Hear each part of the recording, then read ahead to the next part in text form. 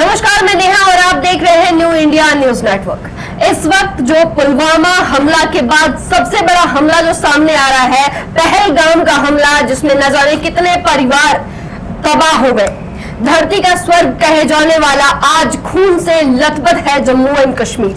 क्या आपके मन में भी ये सवाल नहीं उठता कि भारत की सुरक्षा और सिक्योरिटी को लेकर के किस तरह से यहाँ पर ऐसा काम किया जाए और जो आतंकवादी हैं उनको मुंहतोड़ जवाब दिया जाए? हमारे साथ इस पर खास चर्चा के लिए इस वक्त गणेश चौहान जी, जो कि वरिष्ठ पत्रकार भी है, हमारे साथ इस वक्त स्टूडियो में मौजूद हैं। चलिए इनसे बातचीत करते हैं इस मसले पे और जानने की कोशिश करते हैं कि आखिर किन गतिविधियों की वजह से ये आतंकी हमले बार बार जम्मू कश्मीर को ही अपना ठिकाना बना रहे हैं। सर, आपका बहुत स्वागत है। सबसे पहले तो धन्यवाद।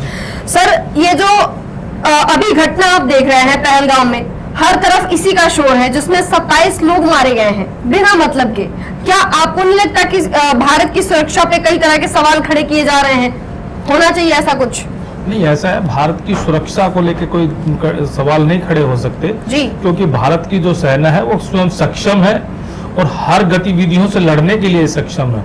जहां तक आतंकवादियों की बात है, आतंकवादी जो लगातार हमले कर रहे हैं, अभी आप देखिए पाकिस्तान मना कर रहा है कि ये हमले हमने नहीं कराए, तो चोर की दाढ़ी में तिनका। जी, कहीं ना कहीं ये देखना पड़ेगा कि पाकिस्तान जब तक नहीं मानेगा, जब तक हमारे देश की सेना को एक बार खुली छूट नहीं दी जाएगी कि जो भी आतंकवादी ठिकाने हैं उनको नष्ट कर दिया जाए। हाँ, प्रधानमंत्री नरेंद्र मोदी ने पुलवामा हमले के बाद ऐसा करके दिखाया भी था कि जो हमारे साथ टकराएगा, आतंकवाद फैलाएगा, उसके अंजाम इसी प्रकार से होंगे, और वो करके भी दिखाया। और मुझे लग रहा है कि देश के गृह मंत्री अमित शाह जो वहां पहुंचे हैं, कहीं ना कहीं ये संदेश जरूर जा रहा है कि अब की बार अगर पुलवामा की तरह हमले होते रहे, सैनिकों को टारगेट बनाते रहे, तो कहीं ना कहीं भारत भी अब चुप नहीं बैठेगा, क्योंकि भारत के दौरे पर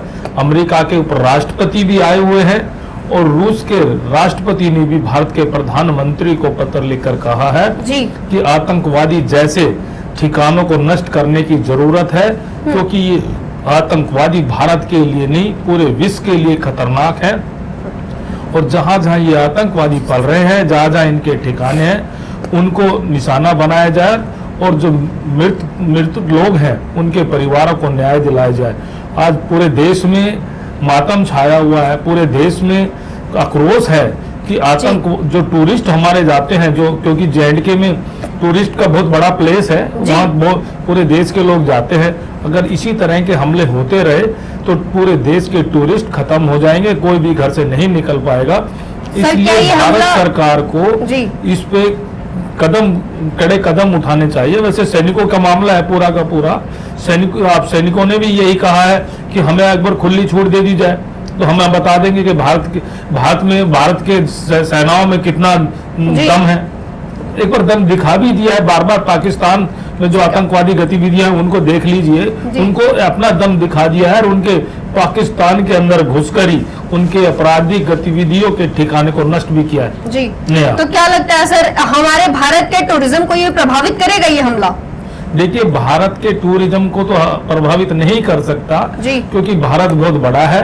और भारत की जो सेना है वो सक्षम है, किसी भी सूरत में भारत के टूरिज्म को कहीं भी हिलने नहीं देगा। क्योंकि अब देखिए, जैसे ही जम्मू एंड कश्मीर के अंदर जिस प्रकार से ये हुआ है, मामला घटना हुई है, देश के गृह मंत्री मौके पर पहुंचे हुए हैं और देश के गृह मंत्री उन परिवारों से भी मिल रहे हैं जिन परिवारों के लाल है, जिन परिवारों को बेटियां हैं, वो आतंकवादियों के निशाने पर मारे गए हैं। तो कहीं ना कहीं है कि केंद्र सरकार इस बात को लेकर बड़ा चिंतित है और समय का इंतजार करना पड़ेगा। नया जैसे ही पुलवामा के समय का इंतजार हुआ था, इसी प्रकार से समय का इंतजार करना पड़ेगा। और जो आतंकवादी गतिविधियां हो रही हैं, कहीं ना कहीं देखना उन पर ऐसा प्रहार होगा कि पूरे विश्व को देखना, जैसे पूरे विश्व ने पहले देखा था, इसी प्रकार से इस आतंकवादी हमले का जवाब भी पूरी दुनिया ऐसे ही देखेगी जैसे पहले देखा था। सर देखिए, पाकिस्तान के अफगानिस्तान में एक स्थित है लश्कर-ए-तैयबा। इसी का एक संगठन पीओके में अभी सक्रिय है जो इस तरीके की घटनाओं को अंजाम देता है। पाकिस्तान तो पल्ला अपना झाड़ रहा है कि हमने ये नहीं किया, लेकिन कहीं ना कहीं सैन्य और वित्तीय सहायता पाकिस्तान ही करता है इन लोगों को, जो कि टीआरएफ के नाम से जाना जाता है, द रेजिस्टेंस फ्रंट के नाम से ये संगठन जाना जाता है। अभी ये पीओके में सक्रिय है, तो क्या इसको खत्म नहीं कर सकता हिंदुस्तान? देखिए, हर चीज का समय होता है जी। हर वक्त का इंतजार किया जाता है, समय के अनुसार सब कुछ होगा। भारत सरकार इस पे विचार भी कर रही है और केंद्र के रक्षा मंत्री हैं, जो देश के रक्षा मंत्री हैं, उन्होंने इस बात को लेकर दुख भी प्रकट किया है और उनके उनके ध्यान में भी इस बात को लेकर कहीं ना कहीं दर्द है कि हमारे देश के जो टूरिस्ट जाते हैं, हमारे देश के जो बच्चे हैं, हमारे देश के जो परिवार है, उनको किस तरह से आतंकवादी ढेर करते हैं। कहीं ना कहीं उसको लेके केंद्रीय रक्षा मंत्री के दिल में कहीं दर्द है और वो अपना दर्द कहीं ना कहीं जरूर निकालेंगे।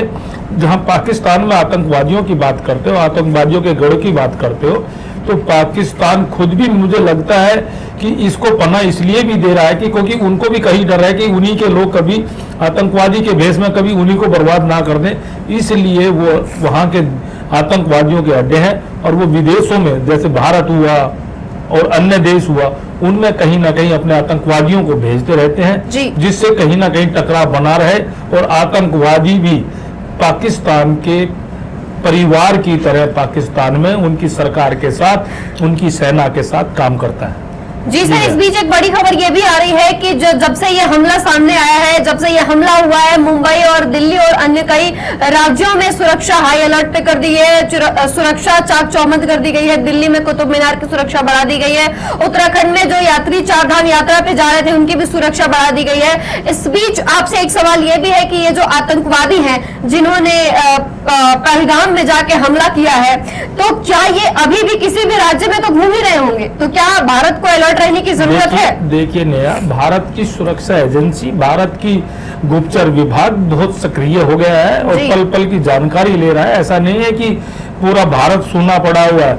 आतंकवादियों को अब ये थोड़ा सा ये भी देखना होगा कि हमला करने से पहले कभी वो मौत के घाट ना उतारे जाए, क्योंकि भारत की जो सुरक्षा एजेंसी बड़ी सक्रिय हो गई है। जहां तक आपने हाई अलर्ट की बात कही है, क्योंकि जहां भी देश में, जिस भी प्रदेश में जहां भी बड़ी घटना आतंकवादी की होती है, तो जहां बड़े बड़े शहर लगते हैं, जैसे भारत के बड़े शहर लगते हैं, जो भी मध्य प्रदेश हुआ, दिल्ली हुआ, जयपुर हुआ, चंडीगढ़ हुआ, जहां प्रदेशों की राजधानी है और जहां विकसित प्रदेश है, जिले हैं, उनकी सुरक्षा बढ़नी भी चाहिए, क्योंकि कोई किस भेष में कौन आतंकवादी कहां आ जाए इसके बारे में कुछ जानकारी नहीं होती है। और जैसे ही सुरक्षा एजेंसियों ने सक्रियता दिखाई है, तो कहीं ना कहीं आतंकवादियों में घबराहट जरूर है, लेकिन घबराहट के साथ साथ हमें ये भूलना नहीं चाहिए कि कोई भी आतंकवादी बन सकता है, क्योंकि इस समय देश में जिस प्रकार का माहौल है,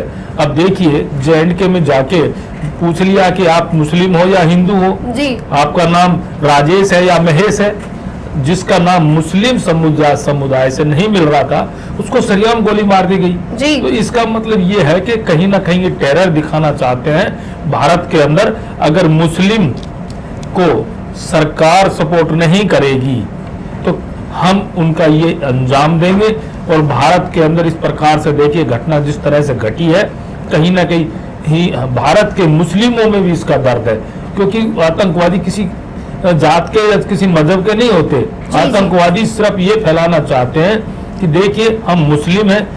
कुछ मुस्लिम समुदाय के लोग कहते हैं कि ये तो मुस्लिमों को बदनाम करना चाहते हैं, मुस्लिमों को बदनाम करना चाहते हैं, जबकि अब जिस तरह की जो घटना घटी है उसमें मुस्लिम नाम ना है, जिसका मुस्लिम नाम आ गया उसको छोड़ दिया गया, जिसका हिंदू नाम आ गया उसको गोली से मार दिया गया। तो कहीं ना कहीं ये घटना है जातिवाद को तो बढ़ावा दे ही रही है। सर, ये घटना जातिवाद को बढ़ावा दे रही है, इसमें मुस्लिम भी मारे गए हैं, लेकिन वो कश्मीर के स्थानीय लोग हैं जो मारे गए हैं, और वो भी हमें लग रहा है कि टारगेटेड नहीं मारे गए हैं, ऐसे ही मारे गए, क्योंकि ज्यादातर इसमें हिंदू मारे गए हैं। और 2 विदेशी नागरिक भी मारे गए हैं, जिसमें एक नेपाल के हैं और एक UAE के भी हैं।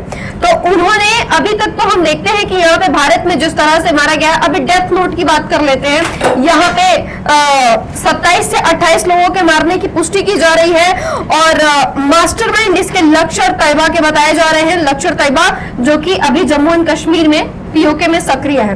सर, दूसरी बात यह है कि आतंकवादियों को बढ़ावा देने वाला जो गढ़ कहा जाता है वो पाकिस्तान है और पाकिस्तान इससे पल्ला झाड़ रहा है। आखिर शिकंजा कसेगा कौन इन पे? देखिए, भारत के दौरे पर अमेरिका के उपराष्ट्रपति भी हैं और राष्ट्रपति की भी बात हुई है। उपराष्ट्रपति ने अपने अमेरिका के राष्ट्रपति से भी भारत के अंदर जिस प्रकार से हमले हुए हैं उसकी जानकारी दी है। मुझे लग रहा है कहीं ना कहीं पाकिस्तान को इसका नुकसान तो उठाना ही पड़ेगा, क्योंकि अमेरिका सबसे शक्तिशाली देश है और अमेरिका ही पूरी तरह से नजर बनाए हुए है पाकिस्तान को।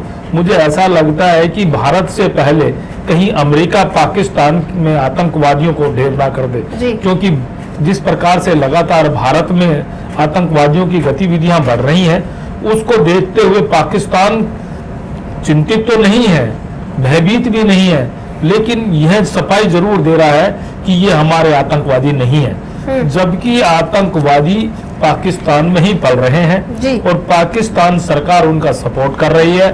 पाकिस्तान की जो सेना है वो आतंकवादियों को हथियार उपलब्ध कराती है, उनके बर्गर बनाती है, उनके जो टेंट है उनको बनवाती है, रहने का स्थान देती है, सारी फंडिंग है वो पाकिस्तान से होती है। इसलिए पाकिस्तान में ही आतंकवादी अपने आप को सुरक्षित महसूस करते हैं और मुझे लग रहा है कि पाकिस्तान को जो आतंकवादी गढ़ बनाया गया है कहीं ना कहीं अमेरिका उसको जल्द ही ढेर कर देगा। नया क्या सर, मतलब कि भारत को फिर से एयर स्ट्राइक के जरिए पाकिस्तान को दिखा देना चाहिए कि हम किसी से कम नहीं?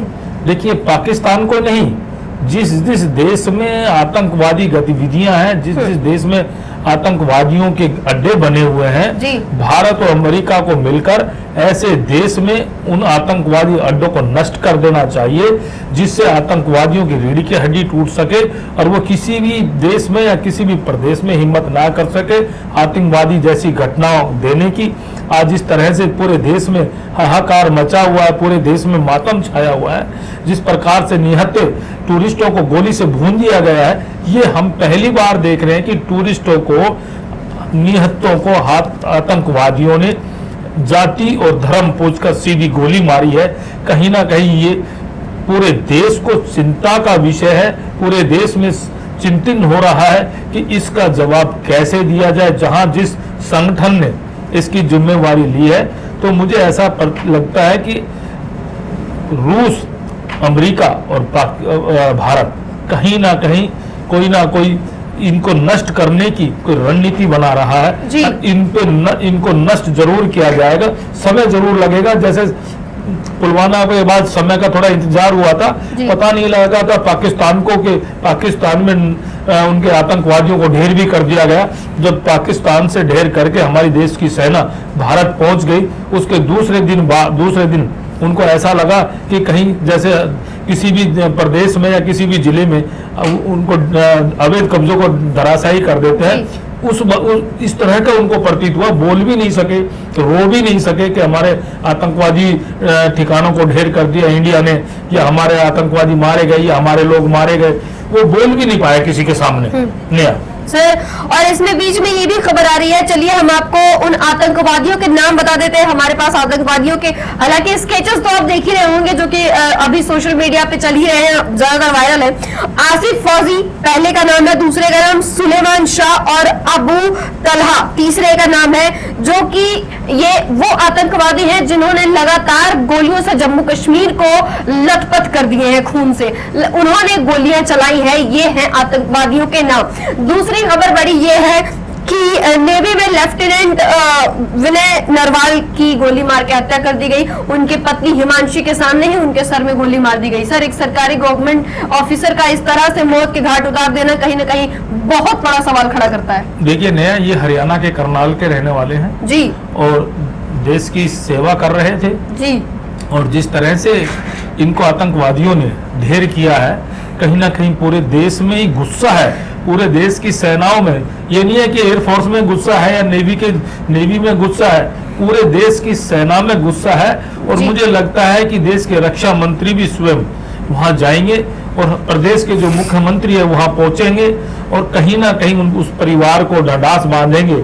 लेकिन जहां तक आतंकवादियों की बात है, अभी भी हमें जानकारी ये मिल रही है कि देश की सेना लगातार जम्मू कश्मीर में नहीं, जहां जहां आतंकवादियों के गढ़ हैं, जहां जहां आतंकवादी की घटना घटी है, वहां सर्च ऑपरेशन कर रही है। और जल्द ही ये जो आतंकवादी हैं, मुझे लगता है कि वो जल्द ही ढेर हो जाएंगे। नया सर, ऑफिशियल लिबर्टी की बात करते हैं तो वो भी हमारी सेना के पास नहीं दी जाती है। ऑफिशियल लिबर्टी अगर सेना के पास दी जाती तो जो लश्कर तैयबा के मास्टरमाइंड है सैफुल्लाह खालिद, उनको भी गिरफ्तार किया जा सकता था, उनको भी पकड़ा जा सकता था। देखिए नया, ताकि ये पूरा परपंच खत्म किया जा सके। देखिए नया, हमारे देश की जो सेना है जी, वो नियमों से चलती है, कहीं ना कहीं नियम नहीं तोड़ना चाहती। हाँ, बदला जरूर लेगी, समय के अनुसार लेगी। बेल्ट की फौज है, बेल्ट की सेना है, कहीं भी बेल्ट का अपमान नहीं हो सकता, नहीं करने देगी। और जहां तक आप कह रहे हैं कि उनको खुली छूट दी जाए, तो केंद्र सरकार ने उनको छूट भी दे रखी है। ऐसा नहीं है कि उनके हाथ बांध रखे हैं। अगर कहीं आमना सामना होता है तो आप देखिए, डेली खबरें आती है कि जम्मू एंड कश्मीर में इतने आतंकवादी ढेर हो गए, इतने आतंकवादियों को मार गिराया। तो सेना के हाथ भी नहीं बांध रखे हैं। कहीं ना कहीं सेना इस बात को लेकर भी, सेना में ये है कि हमारे कोई हाथ नहीं बांध रखे। हाँ, अगर कोई सामने से गोलीबारी करता है तो सेना उसका जवाब देती है और अभी तक देती आ रही है।